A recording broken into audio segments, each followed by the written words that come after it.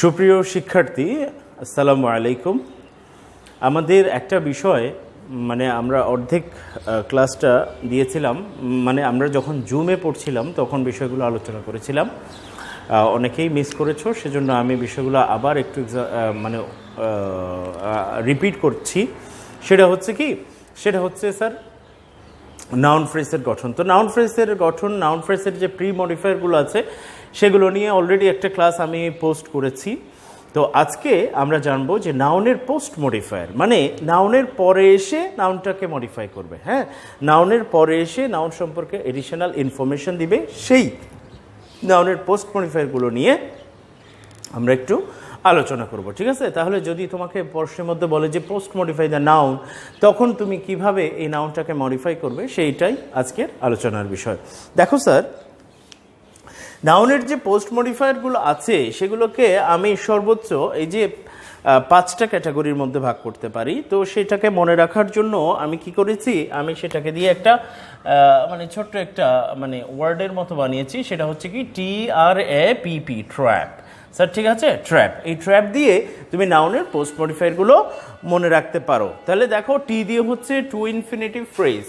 Two infinitive phrase, ফ্রেজটা আমি ব্র্যাকেটে দিয়েছি, সেটার অর্থ তো তোমরা নিশ্চয়ই জানো যে শুধুমাত্র টু ইনফিনিটিভ, অর্থাৎ টু প্লাস ভার্বের বেস ফর্ম দিয়েও আমি নাউনটাকে মডিফাই করতে পারবো। অথবা দেখা যাবে যে সেই টু ইনফিনিটিভের যে টু প্লাস ভার্বের যে বেস ফর্মটা ইউজ করব, সেটার প্রয়োজন অনুসারে তার জন্য অবজেক্ট আনতে পারি, তার জন্য অ্যাডভার্বিয়াল আনতে পারি। সেভাবে করে সে কিন্তু একটা ফ্রেজও হয়ে যেতে পারে। তো সেক্ষেত্রে সেটা এই জন্য ফ্রেজটাকে আমি ব্র্যাকেটে রেখেছি। ঠিক আছে স্যার? আচ্ছা, রিলেটিভ ক্লজ। রিলেটিভ ক্লজ নাউনের পরে আসবে এবং পরে এসে, বা নাউন বা প্রোনাউনের পরে আসবে, পরে এসে রিলেটিভ ক্লজ তার পূর্ববর্তী নাউন সম্পর্কে অতিরিক্ত তথ্য দিবে। হ্যাঁ, রিলেটিভ ক্লজ সম্পর্কে তোমরা ডিপেন্ডেন্ট ক্লজ এর ক্লাসিফিকেশন পড়ার সময় রিলেটিভ ক্লজ সম্পর্কে জেনেছো। ঠিক আছে, আরেকটা বিষয় বলি, এই যে দেখো, এগুলো সবগুলো কিন্তু কি নাউনের মডিফায়ার। প্রি পোস্ট পরে আসুক, নাউনের মডিফায়ার মানে হচ্ছে এগুলো কি স্যার? নাউনের মডিফায়ার মানে হচ্ছে এগুলো অ্যাজেটিভ। তাহলে এটা হচ্ছে অ্যাজেটিভ ফ্রেজ। প্রিপোজিশনাল ফ্রেজ এটা অ্যাজেটিভ ফ্রেজ, পার্টিসিপাল ফ্রেজ এটা অ্যাজেটিভ ফ্রেজ। কেন? ফাংশনালি তারা কিন্তু নাউনকে মডিফাই করছে। তাহলে যে কোনো কিছু নাউন বা প্রোনাউনকে মডিফাই করছে সে হচ্ছে অ্যাজেটিভ, আর যে ভার্বকে মডিফাই করবে সে হচ্ছে অ্যাডভার্ব। স্যার এগুলো মাথায় রাখবেন। ঠিক আছে? তাহলে দেখেন, রিলেটিভ ক্লজ, রিলেটিভ ক্লজ অপর নাম হচ্ছে অ্যাজেটিভ ক্লজ। ঠিক আছে? কারণ সে নাউনকে মডিফাই করছে। আচ্ছা, অ্যাপোজিটিভ 3 নাম্বার অ্যাপোজিটিভ, অ্যাপোজিশন শব্দ থেকে অ্যাপোজিটিভের জন্য, এগুলো আমি ডিটেইল আস্তে আস্তে আসছি। প্রিপোজিশনাল ফ্রেজ, এটা হচ্ছে সবচেয়ে বেশি ব্যবহৃত নাউনের মডিফায়ার। আমি বলেছিলাম ভার্বের মডিফায়ার হিসেবে সবচেয়ে বেশি ব্যবহৃত হয় প্রিপোজিশনাল ফ্রেজ, এবং নাউনের মডিফায়ার হিসেবেও সবচেয়ে বেশি ব্যবহৃত হয় কি? Prepositional phrase. এরপরে সর্বশেষ যেটা, সেটা হচ্ছে পার্টিসিপাল ফ্রেজ। এটার ব্যবহারটা একটু জটিল, it is a bit tricky, but এটা তোমাদেরকে শিখতেই হবে। এখানে জটিল আর কঠিন বলতে কিছু নেই। আমি কোনো কিছু অতিরিক্ত পড়াই না, যেগুলো তোমাকে জানতেই হবে, পড়তে হবে, বুঝতে হবে, আমি শুধু সেগুলোই পড়াই। তাহলে এখানে কোনো কিছু বাদ দেওয়ার কোনো চান্স নেই স্যার। তাহলে দেখেন, টু ইনফিনিটিভ কিভাবে নাউনকে কি করছে? মডিফাই করছে। স্যার দেখেন, এই সেন্টেন্সে প্রথম সেন্টেন্সটা যে the initiatives to stop corruption have not been successful yet, এখানে হেড নাউন হচ্ছে স্যার ইনিশিয়েটিভস। ইনিশিয়েটিভ মানে স্যার পদক্ষেপ। স্যার ঠিক আছে? আচ্ছা, কোন পদক্ষেপগুলো? টু স্টপ কারাপশন, কারাপশন বন্ধ করার জন্য যে পদক্ষেপগুলো। তাহলে এখানে পদক্ষেপগুলোকে আমি স্পেসিফাই বা নির্দিষ্ট করছি কি দিয়ে? টু স্টপ কারাপশন শব্দটা দিয়ে বা এই ফ্রেজটা দিয়ে। এখানে টু স্টপ, দেখো টু প্লাস ভার্বের বেস ফর্ম, স্টপ হচ্ছে ভার্ব, এবং স্টপের জন্য একটা অবজেক্ট এনেছি, সেটা হচ্ছে কারাপশন। কারাপশন একটা নাউন স্যার। ঠিক আছে? তাহলে এই যে টু স্টপ কারাপশন, এটা হচ্ছে স্যার ইনিশিয়েটিভের পোস্ট মডিফায়ার। স্যার কোন ইনিশিয়েটিভগুলো সাকসেসফুল হয়নি সেটা আমরা বুঝতে পারছি। আমি যদি টু স্টপ কারাপশন না লিখতাম, তাহলে কিন্তু আমি টোটালি বুঝতে পারতাম না যে আসলে আমি কোন ইনিশিয়েটিভের কথা বলছি। তাহলে দুর্নীতি কমানোর জন্য যে দুর্নীতি বন্ধ করার জন্য যে ইনিশিয়েটিভগুলো নেওয়া হয়েছে সেগুলোর কথাই আমি এখানে বলছি। এই জন্য এখানে ইনিশিয়েটিভ কিন্তু হেড নাউন, সেই জন্য কিন্তু এখানে হ্যাভ নট হয়েছে। কিন্তু স্যার যদি আপনি মনে করেন যে কারাপশনের পরে হ্যাজ হবে, তাহলে কিন্তু আপনি ভুল, ইউ আর রং। আপনাকে সবসময় হেড নাউনের সাথে এগ্রি করতে হবে, সেগুলো তো আমরা আগেই আলোচনা করছি। ঠিক আছে স্যার? আচ্ছা, রিলেটিভ ক্লজ আমি তোমাদেরকে একটু আগেই বলেছি যে রিলেটিভ ক্লজ দুই ধরনের, তাই না স্যার? যদিও প্রসঙ্গের বাইরে, সেটা হচ্ছে ডিফাইনিং রিলেটিভ ক্লজ, নন ডিফাইনিং রিলেটিভ ক্লজ। এটা জানার দরকার নেই। দেখো এখানে জানার দরকার নেই। দেখো রিলেটিভ ক্লজ নাউনের পরে এসে এই যে পিপল, কোন ধরনের মানুষগুলো? হু can not read or right, যারা পড়তে বা লিখতে পারে না। তাহলে এই যে মানুষ সম্পর্কে এডিশনাল তথ্য দিচ্ছে who can not read or write, এটাই হচ্ছে তোমার কি পিপলের post modifier. The people who can not read or write are called illiterate. Sir ঠিক আছে, এখান থেকে শুরু করে একটু পুরোটাই হচ্ছে কি স্যার সাবজেক্ট, এরপরে আর কল্ড ইলিটারেট, এটা তো ভার প্লাস এক্সটেনশন। তাহলে আমি তোমাদেরকে যেটা বোঝাতে যাচ্ছি সেটা হচ্ছে এই পিপল সম্পর্কে আরো তথ্য দিচ্ছি, কোন পিপলগুলো। তাহলে হু can not read or right, তাহলে এটা হচ্ছে একটা রিলেটিভ ক্লজ যেটা পিপলের পরে এসে পিপল সম্পর্কে তথ্য দিচ্ছে। স্যার ঠিক আছে, অ্যাপোজিটিভ এটা খুবই জটিল, মানে খুব বেশি ব্যবহৃত হয়, এটা জানাটা খুব জরুরি। অ্যাপোজিশন শব্দ থেকে অ্যাপোজিশন শব্দ থেকে অ্যাপোজিটিভের জন্ম। অ্যাপোজিশন মানে হচ্ছে যে সহ অবস্থান, একই ব্যক্তি বস্তু বা স্থানের বা একই কোয়ালিটির দুটো পরিচয়। ঠিক আছে, একই ব্যক্তি বস্তু বা স্থানের দুটো পরিচয় যদি পাশাপাশি বসে, কোনো ধরনের প্রেপোজিশন ছাড়া, কোনো ধরনের কনজাংশন ছাড়া, যদি একই ব্যক্তি বস্তু বা স্থানের দুটো পরিচয় পাশাপাশি বসে, তখন তাকে আমরা অ্যাপোজিটিভ কেস বলি। স্যার ঠিক আছে, তাহলে দেখেন আমরা এখানে দেখলাম যে কক্সেস বাজার। স্যার ঠিক আছে, কক্সেস বাজারের আরেকটা পরিচয় কি? The longest sea beach of the world, বিশ্বের সবচেয়ে বড় sea beach, the longest sea beach of the world. এখানে দেখো কক্সেস বাজার একটা noun, are the longest sea beach of the world এটা একটা নাউন ফ্রেজ। এখানে এটা হচ্ছে সি বিচ হচ্ছে কি স্যার হেড নাউন, দা হচ্ছে ডিটারমিনার, লংগেস্ট হচ্ছে তার অ্যাডজেক্টিভ, অফ দ্য ওয়ার্ল্ড তার পোস্ট মডিফায়ার। তাহলে এটা it itself is another noun phrase। তাহলে দুটো নাউন ফ্রেজ পাশাপাশি বসেছে, কক্সেস বাজার এবং the longest sea beach of the world. তাহলে আমরা কি বলবো? সেটাকে বলবো অ্যাপোজিটিভ। তাহলে যেটা কক্সেস বাজার সেটাই তো the longest sea beach of the world, আবার যেটা longest sea beach of the world সেটাই কক্সেস বাজার। তাহলে একটা অ্যাপোজিটিভ হয়েছে স্যার ঠিক আছে। আচ্ছা, এরপর আসেন প্রিপোজিশনাল ফ্রেজ। তাহলে এখানে অ্যাপোজিটিভের আরেকটু তোমরা কানটা আরেকটু সচেতন রাখো যে অ্যাপোজিটিভের ব্যবহারের ক্ষেত্রে তোমরা দেখবা যে আমি এখানে কমা ব্যবহার করছি, the longest sea beach of the ওয়ার্ল্ডের পরে আগে কমা ব্যবহার করেছি। কখনো দেখবা অ্যাপোজিটিভের ক্ষেত্রে কমাটা ব্যবহার হচ্ছে না, যখন তুলনামূলক বেশি পরিচিত পরিচয়টি শেষে লেখা হচ্ছে সেক্ষেত্রে আমরা কমা ব্যবহার করব। যেমন আওয়ার ন্যাশনাল পয়েট লিখে আমরা বললাম কাজী নজরুল ইসলাম।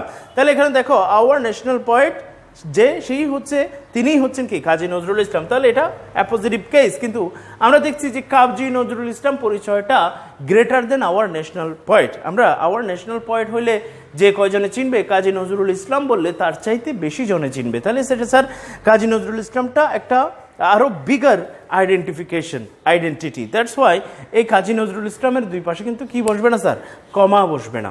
এরপর আসেন, তাহলে অ্যাপোজিটিভের আলোচনা এখানেই শেষ। এরপর আসো প্রিপোজিশনাল ফ্রেজ। আমরা জানি, আমরা অলরেডি ভার্বের মডিফায়ার পড়ার সময় প্রিপোজিশনাল ফ্রেজের গঠন পড়েছিলাম। আবারও আমি প্রিপোজিশনাল ফ্রেজটাকে একটু ভালো করে কি করছি, এক্সপ্লেন করছি। দেখো, প্রিপোজিশন, প্রি মানে হচ্ছে আগে, পজিশন মানে অবস্থান। প্রিপোজিশনগুলো কখনোই শেষে বসবে না। স্পেশাল একটা কেস মানে তোমার এলিয়েনেটেড প্রিপোজিশন একটা ব্যবহার আছে, সেক্ষেত্রে আমরা কি প্রিপোজিশনটাকে শেষে দেখতে পারি, আদারওয়াইজ প্রিপোজিশনটা কখনোই শেষে বসবে না। প্রিপোজিশন অবশ্যই প্রি মানে আগে, পজিশন মানে অবস্থান, অর্থাৎ আগে বসবে। এখন প্রশ্ন হচ্ছে স্যার প্রিপোজিশন কিসের আগে বসবে? মনে রাখবেন প্রিপোজিশনাল অবজেক্টের আগে বসবে। যেহেতু এটা রেকর্ডেড ভিডিও, এই কথাগুলো তুমি 10 বার শুনতে পারবা, 100 বার শুনতে পারবা, সেজন্য আমি একটু স্পিডে বলছি, তোমরা প্রয়োজনে এটা রিওয়াইন্ড করে আবার শোনো, সমস্যা নাই। প্রিপোজিশন প্লাস প্রিপোজিশনাল অবজেক্ট নিয়ে প্রিপোজিশনাল ফ্রেজ গঠিত হয়। আমি তোমাকে আরেকটা কথা মনে রাখতে হবে, সেটা হচ্ছে কি একাধিক শব্দ মিলে যদি বাক্যের একটা ইউনিট গঠিত হয় তখন তাকে ফ্রেজ বলে স্যার, ঠিক আছে না? একাধিক শব্দ মিলে যদি একটা ভার্ব গঠিত হয় তখন তাকে আমরা ভার্ব ফ্রেজ বলি। একাধিক শব্দ মিলে যদি একটা প্রিপোজিশন গঠিত হয় তখন তাকে আমি প্রিপোজিশন ফ্রেজ বলবো, প্রিপোজিশন ফ্রেজ। যেমন বিকজ অফ, ডিউ টু একটা প্রিপোজিশন, তাহলে সেটা একটা প্রিপোজিশন ফ্রেজ। আর প্রিপোজিশনাল ফ্রেজ যদি বলি তাহলে সেক্ষেত্রে দুটো জিনিসের সমন্বয় হবে, একটা হচ্ছে প্রিপোজিশন, সেটা 10 ওয়ার্ডের প্রিপোজিশন হোক, নো প্রবলেম, আর এরপরে হচ্ছে প্রিপোজিশনাল অবজেক্ট, ঠিক আছে? তাহলে প্রিপোজিশন প্লাস প্রিপোজিশনাল অবজেক্ট মিলে প্রিপোজিশনাল ফ্রেজ গঠিত হয়। এখন বলো প্রিপোজিশনাল অবজেক্ট জিনিসটাকে। প্রিপোজিশনাল অবজেক্ট হচ্ছে সাবজেক্ট যা যা দ্বারা গঠিত হয় প্রিপোজিশনাল অবজেক্টও তা দ্বারা গঠিত হয়। যেমন সাবজেক্ট কি কি হয়, noun pronoun noun phrase noun clause to infinitive, কিন্তু প্রিপোজিশনাল অবজেক্টের শুধু টু ইনফিনিটিভটা বাদ যাবে, অর্থাৎ সাবজেক্ট প্রিপোজিশনের পরে কি কি বসবে, নাউন বসবে, প্রোনাউন বসবে, তারপর নাউন ফ্রেজ বসবে, জিরান্ড ফ্রেজ বসবে, নাউন ক্লজ বসবে। স্যার বুঝতে পারছেন? হ্যাঁ, তাহলে এভাবে প্রিপোজিশনাল ফ্রেজটা গঠিত হয়ে থাকে। ঠিক আছে স্যার? আচ্ছা, তবে টু ইনফিনিটিভ টু প্লাস ভার্বের বেস ফর্ম প্রিপোজিশনাল অবজেক্ট হিসেবে সাধারণত ব্যবহৃত হয় না। তবে ইংরেজিতে শেষ কথা বলতে গেছিলাম, অনেক সময় দেখবে বসেও গেছে, আমারও কিছু করার নেই। দেখো তাহলে আমি দেখো দ্য স্টুডেন্টস অফ, আমি এখানে হেড নাউন হচ্ছে আসলে স্যার স্টুডেন্টস। এখন স্টুডেন্টস বললে তো পৃথিবীর সমস্ত স্টুডেন্টকে বোঝাবে, কিন্তু আমি যখন বললাম অফ চিটাগং কলেজ, যখন বললাম অফ চট্টগ্রাম কলেজ যখন বললাম, তখন শুধুমাত্র চট্টগ্রাম কলেজের স্টুডেন্টগুলোকেই বোঝাচ্ছে। এখানে অফ হচ্ছে একটা প্রিপোজিশন, আর চিটাগং কলেজ এটা হচ্ছে একটা নাউন ফ্রেজ, তাই না স্যার? চিটাগং হচ্ছে নাউন এজেটিভ, কলেজ হচ্ছে নাউন। স্যার ঠিক আছে? তাহলে the students of Chittagong college এটা পুরোটাই হচ্ছে সাবজেক্ট, যার হেড নাউন হচ্ছে স্টুডেন্টস, এবং অফ চিটাগং কলেজ হচ্ছে তোমার স্টুডেন্টসের পোস্ট মডিফায়ার। স্যার ঠিক আছে? এবং এটা একটা প্রিপোজিশনাল ফ্রেজ। এখন দেখো আমি কিন্তু এখানে চিটাগং কলেজের কথা বলছি না, কিছু চিটাগং কলেজের স্টুডেন্টদের কথা বলছি, সেজন্যই কিন্তু ভার্বটা কি হয়েছে, আর হয়েছে, কারণ স্টুডেন্টসটা প্লুরাল আছে। আমি যদি চিটাগং কলেজের বিবেচনা করি, ওটা তো ইজ হওয়ার কথা ছিল, কিন্তু ইজ হয়নি, কারণ এখানে অফ চিটাগং কলেজটা হচ্ছে একটা প্রিপোজিশনাল ফ্রেজ, এটা একটা মডিফায়ার, সেজন্য আমি আসলে স্টুডেন্টস অনুযায়ী কি দিয়েছি, ভার্ব দিয়েছি। ঠিক আছে? এরপরে সর্বশেষ যেটা, এটা হচ্ছে পার্টিসিপাল ফ্রেজ। আপনারা জানেন পার্টিসিপাল কাকে বলে। নাউনের প্রি মডিফায়ার হিসেবে আমরা পার্টিসিপাল পড়েছিলাম। পার্টিসিপালের আসলে ভ্যারাইটি ব্যবহার রয়েছে। পার্টিসিপালটা অ্যাডজেক্টিভ হিসেবে ব্যবহৃত হতে দেখেছি আমরা, পার্টিসিপালটা অ্যাডভার্ব হিসেবে ব্যবহার হতে দেখেছি স্যার। ঠিক আছে না স্যার? আচ্ছা, এখানে দেখবো পার্টিসিপাল অ্যাডজেক্টিভ হিসেবে ব্যবহার করছি, এবং নাউনের পোস্ট মডিফায়ার হিসেবে সেই পার্টিসিপালটাকে ব্যবহার করছি। তো নাউনের প্রি মডিফায়ার হিসেবে পার্টিসিপালের ব্যবহার আমরা অলরেডি দেখে ফেলেছি। নাউনের প্রি মডিফায়ার হিসেবে পার্টিসিপালের ব্যবহার আমরা অলরেডি দেখে ফেলেছি। যেমন রিডিং রুম, এখানে রিডিংটা রুমের প্রি মডিফায়ার হিসেবে ব্যবহৃত হচ্ছে। পলিউটেড ওয়াটার, এখানে ওয়াটারের প্রি মডিফায়ার হিসেবে পলিউটেড, এটা পাস্ট পার্টিসিপালের এক্সাম্পল স্যার। এখন দেখব নাউনের পোস্ট মডিফায়ার হিসেবে পার্টিসিপাল ফ্রেজ, শুধু পার্টিসিপাল নয় কিন্তু স্যার, পার্টিসিপাল ফ্রেজ কিভাবে নাউনের পোস্ট মডিফায়ার হিসেবে ব্যবহৃত হয় সেটা আমরা একটু দেখব স্যার। ঠিক আছে? এই যে দেখেন এটা, আচ্ছা নাউন পার্টিসিপাল একটু ব্যবহার দেখার আগে আমরা পার্টিসিপাল ফ্রেজটা কিভাবে গঠিত হয় সেটা একটু খেয়াল করি স্যার। আমি বারবার বলছি এটা রেকর্ডেড ভিডিও, তোমরা 10 বার দেখতে পারবা, 10 বার দেখো। ঠিক আছে? আমি একটু স্পিড বলছি, ভিডিওর লেন্থটা একটু ছোট হওয়ার জন্য স্যার। ঠিক আছে? দেখো পার্টিসিপাল সেটা প্রেজেন্ট পার্টিসিপাল হোক বা পাস্ট পার্টিসিপাল হোক, ঠিক আছে স্যার? এরপরে পার্টিসিপাল অবজেক্ট, তোমরা জানো অলরেডি ট্রানজিটিভ ইনট্রানজিটিভ ভার্ব কি, সেগুলো আগের ক্লাসগুলো যেহেতু করেছো। ট্রানজিটিভ ভার্ব হলে এই যে মনে করো এই যে পার্টিসিপাল, ঠিক আছে? তো পার্টিসিপালের জন্ম তো আসলে সে কি, আসলে সে হচ্ছে একটা ভার্ব। হ্যাঁ, এখানে সে অ্যাডজেক্টিভের কাজ করছে, তো ভার্ব হিসেবে সে ট্রানজিটিভ ভার্ব, তার একটা অবজেক্ট থাকতে পারে, এটা লজিক্যাল, তার অ্যাডভার্বিয়াল থাকতে পারে, যদি সেগুলো থাকে তখন সে পার্টিসিপাল ফ্রেজ হয়ে যায়। তো সেজন্য আমি বলেছি পার্টিসিপাল সেটা প্রেজেন্ট হোক পাস্ট হোক, এরপরে পার্টিসিপাল অবজেক্ট, এরপরে হচ্ছে পার্টিসিপাল অ্যাডভার্বিয়াল। হ্যাঁ, এগুলো আবার ব্র্যাকেটে রেখেছি। তার মানে পার্টিসিপালের সাথে পার্টিসিপাল অ্যাডভার্ব আসলেও হয়ে গেল, অথবা পার্টিসিপালের সাথে একটা পার্টিসিপাল অবজেক্ট আসলেও পার্টিসিপাল ফ্রেজ হয়ে যাবে, অথবা কোথাও কোথাও দেখবা পার্টিসিপাল আছে, পার্টিসিপাল অবজেক্ট আছে এবং পার্টিসিপাল অ্যাডভার্বিয়াল আছে, তিনোটা মিলেই একটা কি হয়েছে, পার্টিসিপাল ফ্রেজ হয়েছে স্যার। ঠিক আছে? তাহলে এখানে দেখেন পিপল আর মোস্টলি ইলিটারেট, মানুষজন অধিকাংশই কি অশিক্ষিত। এখন কোন মানুষকে আমরা বুঝতে পারছি না। ঠিক আছে? এখন যদি আমি বলি যে লিভিং ইন ভিলেজ, গ্রামে বসবাসরত মানুষগুলো, এই যে লিভিং ইন ভিলেজ, এখানে লিভিংটা হচ্ছে পার্টিসিপাল স্যার, আর ইন ভিলেজ এটা হচ্ছে প্রিপোজিশনাল ফ্রেজ। এই লিভিং এর পোস্ট মডিফায়ার হিসেবে কাজ করছে মডিফায়ার অফ প্লেস। ঠিক আছে? এটা যদি একটা ভার্ব বিবেচনা করি, তাহলে ভার্বের মডিফায়ার হিসেবে মডিফায়ার অফ প্লেস এসছে ইন ভিলেজ। তাহলে লিভিং ইন ভিলেজ আর mostly illiterate, people living in village, তাহলে গ্রামে বসবাসরত মানুষগুলো অধিকাংশই নিরক্ষর স্যার। ঠিক আছে? তাহলে এখন দেখেন এখানে এটা হচ্ছে প্রেজেন্ট পার্টিসিপালের example. Mangoes grown in Rajshahi, রাজশাহীতে জন্মানো যে ম্যাঙ্গোসগুলো আছে সেগুলো আর ভেরি টেস্টি। তাহলে এখানে শুধু যদি আমি ম্যাঙ্গোস বলতাম তাহলে পৃথিবীর সমস্ত ম্যাঙ্গোকে মিন করতো, কিন্তু আমি যখন বললাম গ্রোন ইন রাজশাহী, তাহলে এখানে সমস্ত ম্যাঙ্গোর কথা বোঝানো হচ্ছে না, এখানে শুধুমাত্র স্পেশালি যেগুলো রাজশাহীতে গ্রো করা হয় সেগুলোর কথাই বোঝানো হচ্ছে। সেজন্য এখানে গ্রোন ইন রাজশাহীটা ম্যাঙ্গোসের পোস্ট মডিফায়ার। এবং এখানে দেখো গ্রোন শব্দটা একটা পাস্ট পার্টিসিপল এবং সেজন্য এটা একটা পাস্ট পার্টিসিপল ফ্রেজ। তবে তোমাদেরকে আরেকটা খুবই ইম্পর্টেন্ট কথা তোমাদেরকে বলে রাখি, সেটা হচ্ছে প্রেজেন্ট পার্টিসিপল। তোমরা শোনো, প্রেজেন্ট পার্টিসিপল যখন নাউনের পোস্ট মডিফায়ার হিসেবে ব্যবহৃত হবে, প্রেজেন্ট পার্টিসিপল যখন নাউনের পোস্ট মডিফায়ার হিসেবে ব্যবহৃত হবে, তখন সেই শব্দটার পর, সেই ভার্বটার পরে রত ব্যবহার করবেন স্যার, ঠিক আছে? আর পাস্ট পার্টিসিপল হলে, হ্যাঁ, পাস্ট পার্টিসিপল হিসেবে পাস্ট পার্টিসিপল যখন হবে তখন সেটা কৃত অর্থ দিবে। তো তোমরা রাইট ফর্ম ভার্বস যখন করবে তখন এই বিষয়গুলো খেয়াল করতে হবে, এটা খুবই ইম্পর্টেন্ট। প্রেজেন্ট পার্টিসিপল হচ্ছে রত, কখন? যখন ভার্বের মডিফায়ার হিসেবে ব্যবহৃত হবে, অ্যাডভার্ব হিসেবে, তখন নয় কিন্তু।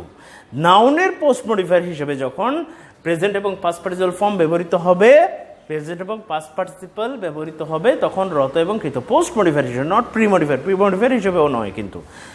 প্রেজেন্ট এবং পাস্ট পার্টিসিপল যখন নাউনের পোস্ট মডিফায়ার হিসেবে ব্যবহৃত হবে, তখন প্রেজেন্ট পার্টিসিপলের অর্থ রত আর পাস্ট পার্টিসিপল অর্থ কৃত, ঠিক আছে? কৃত বা ঋত, ঠিক আছে? এগুলো তো একই ধাতুমূল থেকে আসছে, তো সেক্ষেত্রে এই বিষয়টা তোমরা মাথায় রাখবে। এগুলোই হচ্ছে স্যার নাউন অথবা প্রোনাউনের পোস্ট মডিফায়ার, ঠিক আছে স্যার? তাহলে তোমাকে যদি বলে যে পোস্ট মডিফাই দ্য নাউন, তাহলে এই 4টার 5টার যে কোনো একটা দিয়ে করতে পারবা, অথবা তোমাকে বলে দিবে যে post modify the noun with an appositive, post modify the noun with a prepositional phrase, post modify the noun with a present participle phrase. তখন তুমি যেটা দিয়ে করতে বলেছে সেটা অর্থের সাথে সঙ্গতি রেখে যে কোনো একটা দিয়ে করে ফেলতে পারবা স্যার, ঠিক আছে স্যার? ধন্যবাদ। তাহলে আজকে নাউন ফ্রেজের যে গঠন, আজকে এতদিনের যে গ্যাপ ছিল সেটা আমি আজকে কাভার আপ করে দিলাম। ইনশাল্লাহ তোমরা এখন থেকে নাউন ফ্রেজকে খুব সহজেই ট্রেস আউট করতে পারবে। নাউন ফ্রেজকে ট্রেস আউট করাটা ভেরি ইম্পর্টেন্ট, অত্যন্ত জরুরি। এটা ছাড়া কিন্তু আসলে খুব বেশি দূর আগানো যাবে না। এগুলোর সাথে সব কিছু এই আলোচনার সাথে সমস্ত গ্রামাটিক্যাল যে আলোচনা আছে সেটার মানে একটা রিলেশন আছে, ঠিক আছে স্যার? আচ্ছা, তাহলে আমাদের বেসিক আলোচনা মোটামুটি শেষ।